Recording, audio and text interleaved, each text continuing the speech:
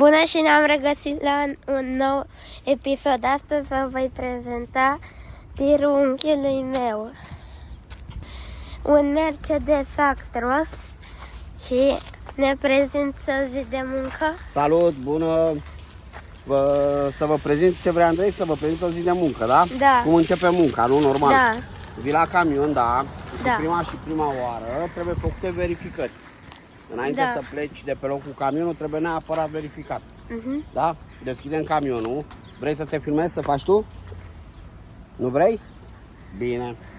Deschidem camionul, da?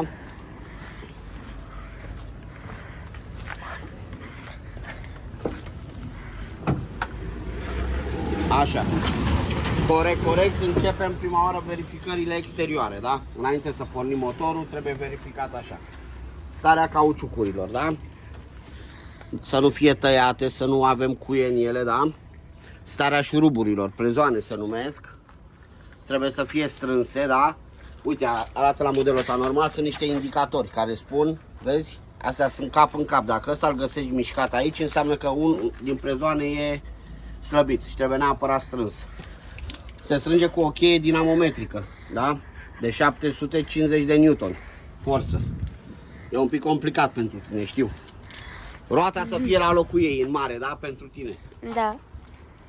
Exterior, să nu ai părți plastice, ceva să atârne, rupte, da? Te uiți, oglinda să fie la locul ei, totul să fie la locul ei, da?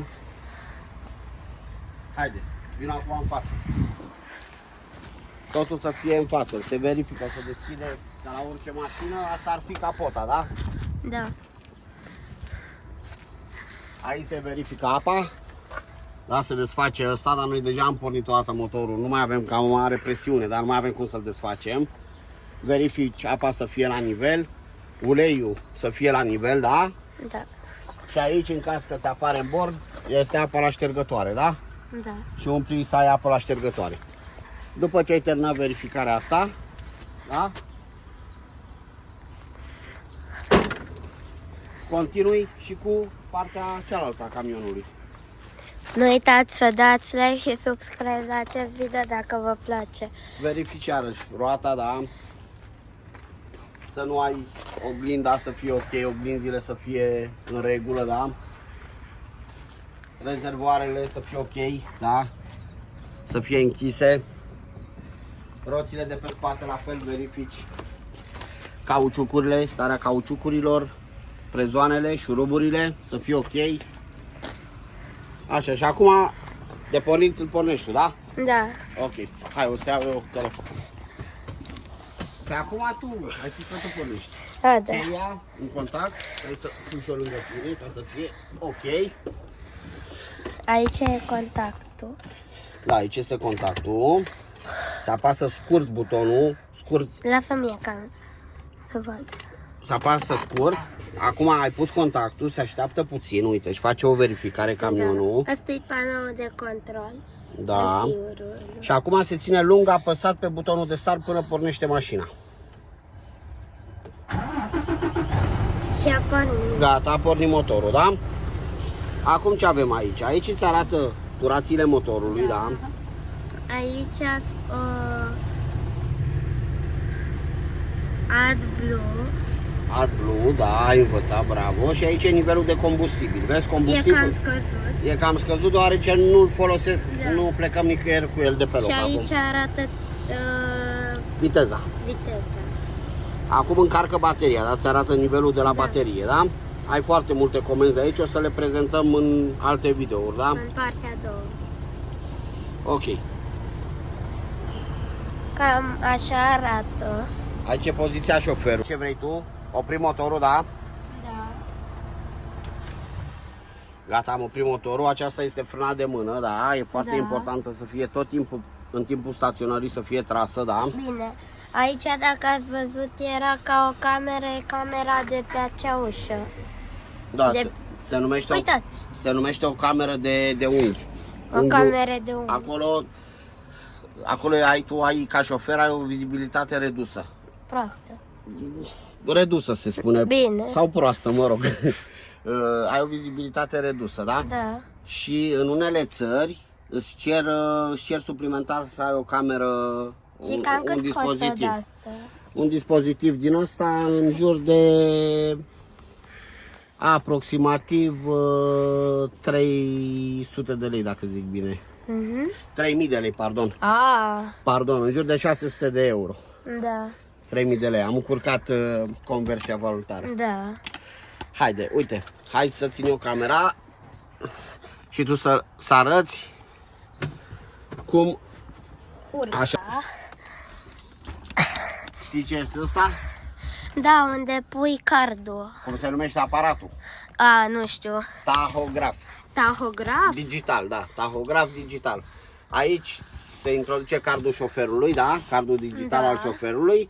Și aparatul ăsta ți înregistrează absolut tot ce faci cu camionul, da?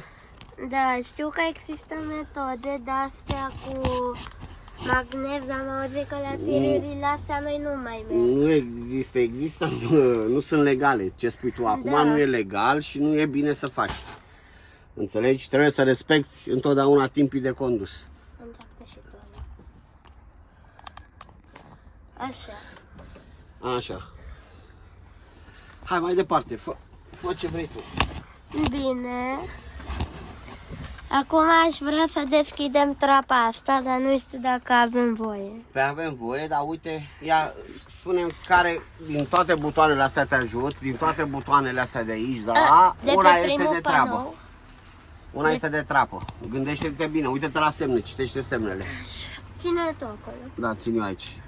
Uite-te la semne și gândește-te că semnul o să-ți arate foarte bine care e trapa. Dacă stăm să luăm logic, e ăsta. Am tras verdeaua. Stai, ce fac? Bă! Astea se numesc parasolare, deci n-ai luat-o deloc logic. Da. Nu? Ăsta ce-ți arată aici? O goarnă. Asta înseamnă un claxon. Da, vreau să dau claxon. Claxonul, păi nu. Aici e activat și se claxonează de aici. Uite. Apasă, hai. Nu mai claxonăm să nu deranjăm. Da? Bine, deschid. Aia este deschis trapa. Automat. Acum poți să-mi dai mic. Da, deschide și tu la maxim. Păi cam atât se deschide. Cam atât se deschide la modelul ăsta. Nu. E doar așa. așa. O plasă care se deschide.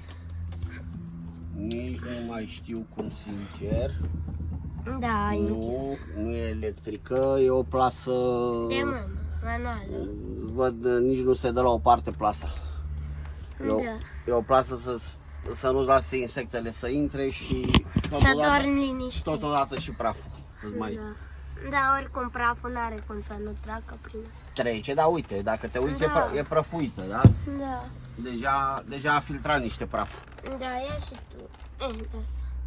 Aici avem panou de control de la BEC și radio, cred. Ia stai să mă uit ce ai acolo. Aer condiționat. Șoferul, dacă tot s-a urcat în pat, ăsta nu e aerul condiționat, oprește-l. Asta e căldura. Da. Ai căldura și radio. Da. Să-l pornești aici sus și ai și o luminiță. Dacă apeși pe chestia aia, apasă invers, jos, așa, vezi? Ai bec, noptieră. O noptieră, da. O lumină, o lumină de verde. Normal, corect, din pat nu te-ai dat jos, vezi? Uite, se deschid astea, care după ce urci în pat, da, o tragi ca noaptea din greșeală să nu cazi. Să nu se întâmple ceva nefericit. Și alte modele la ăsta, la ăsta nu văd. Alte modele ar trebui să aibă și o scară, dar văd că ori lipsește, ori nu are. Nu cred că o are și trebuie să urci cum am urcat eu. Da, te urci frumos, dar te dai frumos jos, o să dai mai ușor, că nu mai e plasa aia. Da. Așa. Ăsta e patul de jos, da, patul care de jos nu-i deschis. Care nu se deschis, stai puțin. Stai să pun asta înapoi, revenim când leg eu asta. Am închis, am prins astea și acum vom deschide patul de jos. Prima oară vom deschide puțin geamurile, că o să murim de cald aici, nu? Da. Așa. Cam asta e privirea din tir, dacă nu v-am arătat. Păi nu ai arătat. Dăm camera încoace ca să arăt eu mai bine. Cam asta este din poziția perspectiva șoferului. Cam așa se vede. Cam așa. Și arată-le tu mai bine aici. Aici bagi un card special. Da, aici e un cititor de carduri. Da. E un model un pic mai vechi, aici e un cititor de carduri. Ești obligat odată la 31 de zile, da? Odată pe lună, cardul de aici, care îl folosești aici, da, explic să înțelegeți voi mai ăștia mai mici. Cardul care îl folosești aici trebuie descărcat. E ca o memorie, ca un stick. Baterie. Nu baterie, nu. Are un chip pe el și nu Îl încarcă. încarcă memoria aici. Da. Și aia trebuie citită de transport manager, se numește, de cineva. Să vadă ce ai făcut, dacă ai respectat programul. Eu mă întreb și toți care se uită unde e radio-ul. Aici n-a fost radio, aici a fost un telefon. Da, ăla. Un Nokia. Mai mult ca sigur. A fost un telefon Nokia. Aici nu mai e. Nu știu unde e, nu știu istoria lui. Aici se țin ochelarii. Uite. Da, știu că suport de aveai ochelari. aici ceva să vorbești cu colegii. Nu la modelul ăsta. Poate la ălalt? Nu, nici la celălalt nu am. O stație. Uite, aici poți să pui o stație Da, nu. de emisie-recepție. Dar nu am pe modelul ăsta. Acum să deschidem Așa. patul. Hai să te ajut să deschizi patul.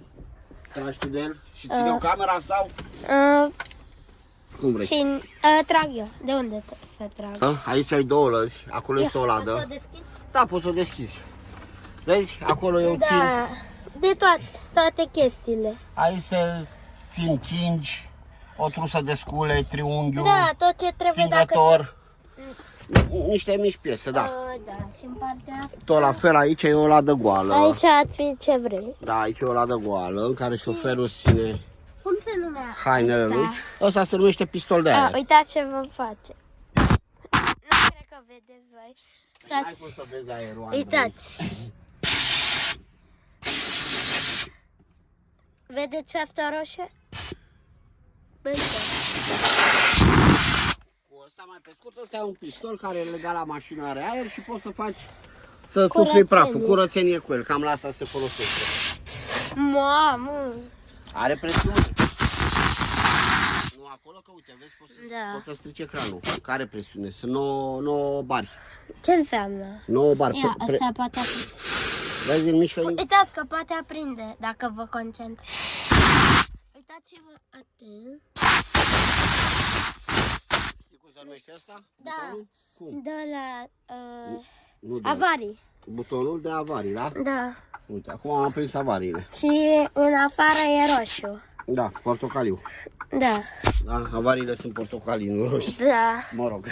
Acum să deschidă patul. Aici mai e încă o ladă, da. Astea sunt frigidere. Nu, aici nu. Ăsta e frigider. Și asta e frigider, da? Ia învață-ne cum se pornește. S-a pornit. Nu, frigiderul se pornește din buton de aici, la Mercedes. Uite, din acest buton. Care? Ia, Da, de acolo. Gata. Nu pornim că îmi mănâncă bateria pe loc, da? Da. A stat destul de mult camionul pe loc și nu prea bateriile nu mai stă așa încărcat. Da, aici, dacă vreți, Aici e un ceas cu alarmă. De ce? Că se te vede alarma să te trezești la 2 dimineața. nu, să te trezești când trebuie să începi programul de muncă, da? Da. Ca să nu dormi cum dormi tu, cât vrei. Da. Ok? Și cine mănâncă poftă bună? Cine mănâncă, da, poftă bună. Dar cine mănâncă? Nu știu, oameni. Oameni. Așa. Așa. Uitați, 150 de metri distanță. Aici este, se numește, uite, vezi? Aici setezi, nu știu dacă se vede.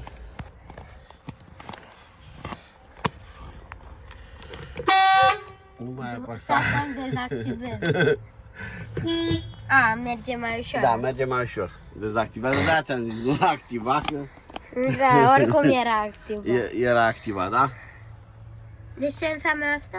Aici e distanța în care el frânează singur. Da. Îți ține distanța față de autovehiculul din Da. fața, automat.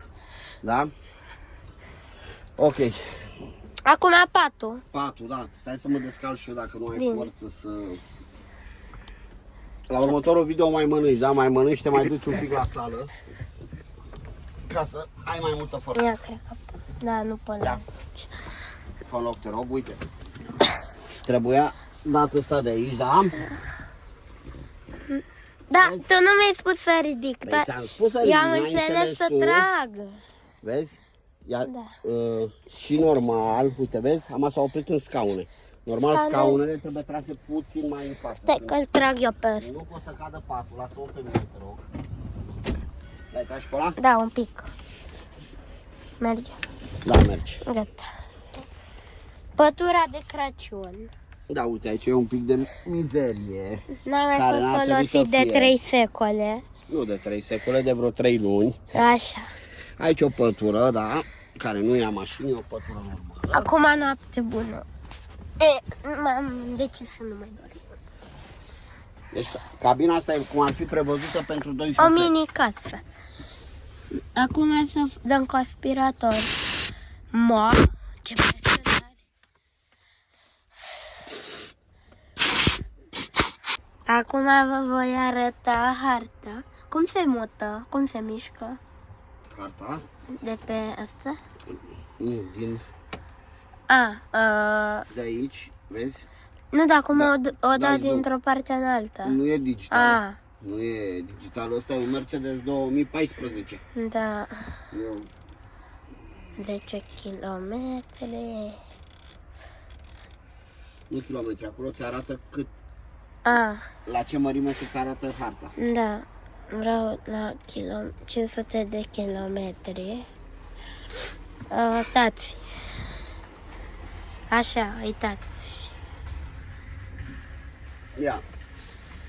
Eu arată și mie pe harta asta care este țara noastră. Unde suntem noi? Nu unde suntem pe, da, arată în granițele. Ah, E ceva foarte ușor. ăsta. Așa. Foarte bine. Ce avem aici? Ce e asta albastră? Marea Neagră. Așa, foarte bine. Aici. Și cine avem vecini aici? Sus. Moldova. Foarte bine. Și aici? Ucraina. Ucraina, foarte bine. Aici? Nu prea am fost eu la geografie. Nu prea ai fost la geografie? Da, așa o să-i spunem mamei tale că nu prea ai fost la geografie. Aici, dacă nu mă înșel, avem Ungaria, da? Aici... Sau, ia stai că uite, vezi, dacă dai, dacă mărești puțin, Ce? nu spune.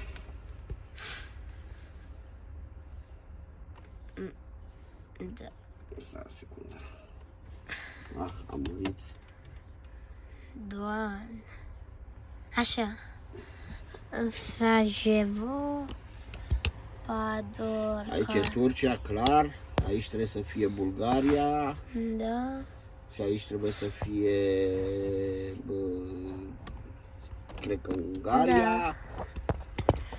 Acum e pe, stai să vă arăt, e pe 15 grade aerul. Aici mor de frig, ești în congelator. În mașina asta și haide să Nu speriem. ești în congelator, o să, în alte videouri o să te intrăm în trailer și o să facem acolo Da. minus 22 de grade, da? Îi dai drumul. O să-i dau drumul. Bine, și să mă închid și pe mine acolo. Nu prea ai voie să închizi pe nimeni acolo. Bine, Ți-am spus, să rămâi fără oxigen. bine. Adică nu e o chestie Dar de joacă. acum, trei. Dar o să facem, o să băgăm un... Gata, te rog. Bine, O băgăm să băgăm un termometru înăuntru. și vedem cât are. Da? Sau cel mai bine o să băgăm o sticlă de apă. Și în 3 zile îngheață. Nu Sau în 3 zile, cred că în câteva ore, cred că îngheață. noi cât filmăm mai asta acolo. Da. Da. Îi dăm minus 22 de grade. Cât să e meargă, maximul? la frigider. Minus 25 de grade. Dacă Îi nu dăm mă la înșel. cele mai mici și la cele mai mari pentru de-astea. Căldură plus 32 de grade, cred că faci. Mamă. Da. Hai, mai explic acolo din butoane ce crezi tu că știi. Ce ar fi butonul ăsta? Ce crezi că e? Care? Uite, ăsta aici. Ce crezi că înseamnă? Muzica. Sunetul să-l dezactivezi. Ca Da, asta arată. Când dai cu spatele, Da, să se îți audă. arată, se aude o piuitoare, da? De avertizare, Da, da. Să oprești. De ce oprești noaptea? Să... Dacă ești într-o zonă rezidențială, da? Cu oameni. Da, să nu deranjezi vecinii, oamenii, da? Oprești piuitoarea, da? Da. Ok, pe timpul zilei o lași, că e bună să anunțe lumea că tu dai cu spatele, da? Asta aici este pentru, nu știu sigur, să pornești regenerarea din cauza pentru poluare, știi? Știi treaba cu DPF-ul, cu normele, cu Euro 6. De-aia folosești AdBlue. Dar ce substanță e? Se numește uree. Substanța, uree, da.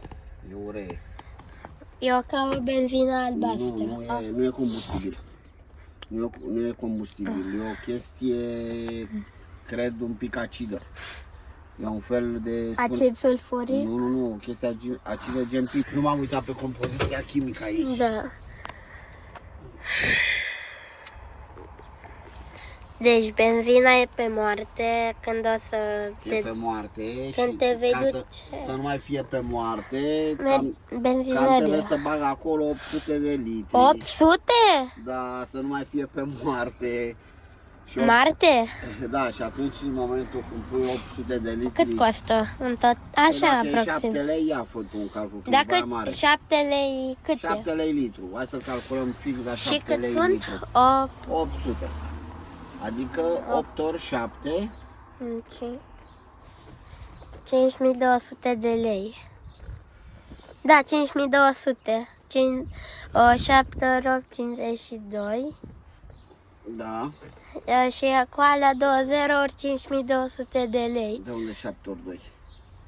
7 E 8 ori 7. Asta am zis, 7 ori 8, 52.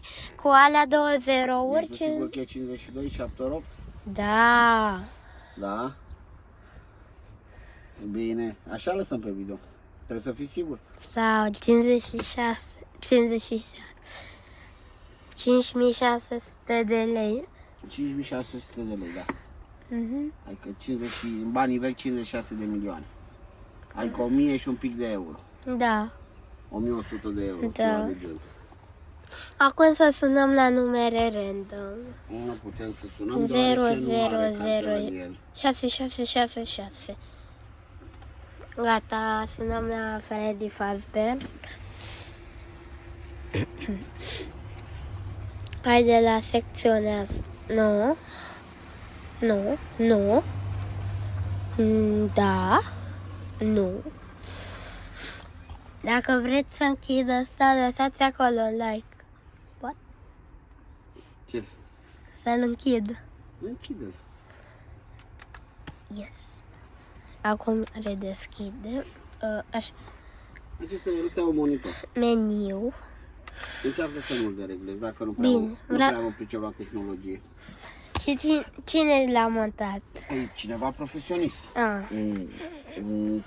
Se numesc electricieni, în Da. general. Uitați, am uitat să vă arăt vitezele. Nu, vitezele nu sunt. N-are? Viteze are. Cum să nu aibă? Are cutie de viteză aici. Da, asta le arătam. Asta e maneta de viteză. Așa se pune în drive. Vezi? Da. E pe bază de aer, se aude. Ce Așa e înseamnă? neutral. Ce înseamnă reverse? Reverse, în Adică- engleză. Manșalier. Da, În așa română. Neutral sau neutru. Neutral. Nimic. Adică să Neutru. stea într-un loc. Da, să stea, Da. nu e motorul cuplat la cutia de viteză. Da. Da, e decuplat ambreiajul Și dâu... și dâu e drive, adică Să condus. mergi. Să mergi, condus. Da. Și schimbă el singur vitezele, dar are 12 viteze. E pe automat. Automat 12 Da. viteze. Acum, uitați, aici cred că nu v-am arătat. Ce fac butoanele astea două? Stai să văd și eu ce E indică, că rulește o pe din afară. lampă și Da. un far. De acolo ai primul de aici, ăsta. Ai o lumină când vrei să cuplezi și să decuplezi. Ai o lumină în spate ca să vezi și tu ce faci acolo, da? Ai o Da. lumină în spatele cabinei. Da. Și ăsta este pentru Faruri. pentru spălătorul de la far. Da. Când ai apă la ștergătoare, să pornească și spălătorul de faruri. Cum apeși tu aici să arăți în ce direcție mergi? Păi nu apăs, tragi de maneta de... Uite. De maneta asta, dai în jos. Trage. Acum ai semnal stânga Și dreapta. și dreapta. Uite, îți arată și în bord, vezi? Da. Acum ai semnal dreapta. Unde era? Uite, unde se aprinde săgeata spre dreapta. Și acolo spre stânga. Spre stânga. Poți să-l pornesc un pic? Pornește, trebuie să te asiguri că e frâna de mână trasă, da? E trasă, e jos, da? Apeși o dată să pui. Așa. Normal trebuia să pui, să apeși o dată ușor, să pui contactul, da? Dar l-avem pus, nu vezi? Nu era pus. Așa și după aceea apeși lung ca să pornească motorul, da? E cam frig aici.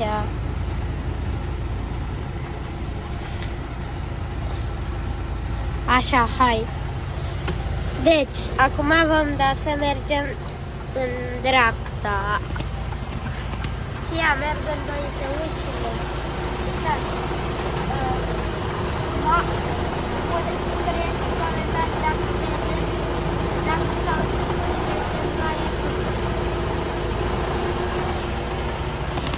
dacă se dau într-o parte. Exact, nu se poate. Dacă virează, se spune corect. La roată se spune a vira. Așa. Știu că ăștia care conduc au ceva special aici, agățat și faci așa direct. Da, legal nu e voie să ai, e o bilă, o nu. De ce n-ai voie? Că Te ajută? Da, te ajută la parcări, când parchezi. Dar te și poate incomoda că mâinile, din ce spune în legislație, trebuie să le ții la ora 10 și 10, așa. Da. Și trebuie volanul dat mână de la mână. Da.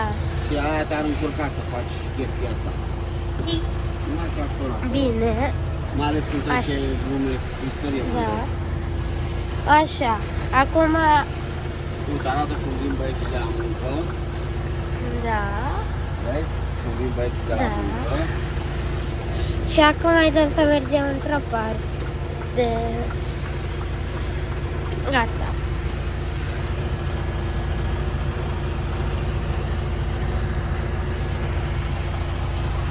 Așa.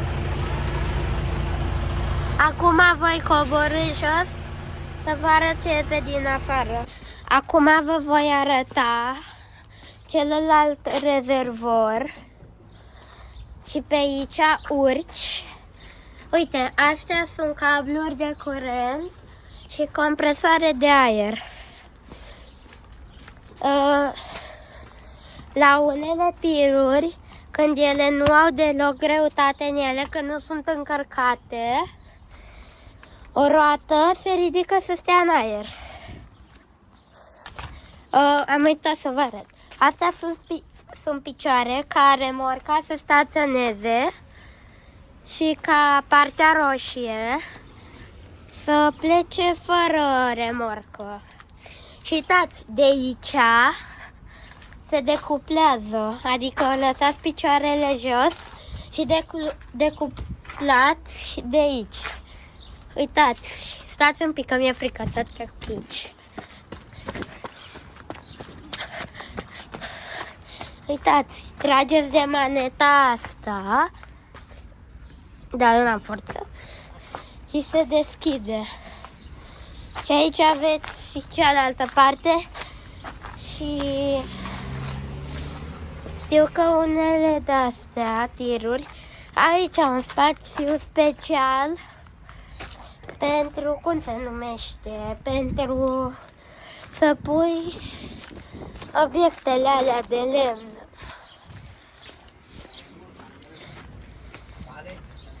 Să pui paleții în remorcă, dar să nu ocupe spațiu. Acum vă voi arăta cum urc aici. Stați un pic. Uitați, pe aici se decuplează toate astea și plecați fără remorcă. Așa. Și tirul galben o să vi-l prezint în partea a doua. În acest videoclip n-am fost pregătit pentru toate astea, dar în următorul O să fiu pregătit, voi ști cum se numesc toate părțile și scrieți în comentarii cu ce să începem și așa. Și dacă vreți ca în episodul următor să deschidem toate șuruburile astea, lăsați acolo un like și un subscribe. Cam atât a fost cu acest episod. Pa, pa!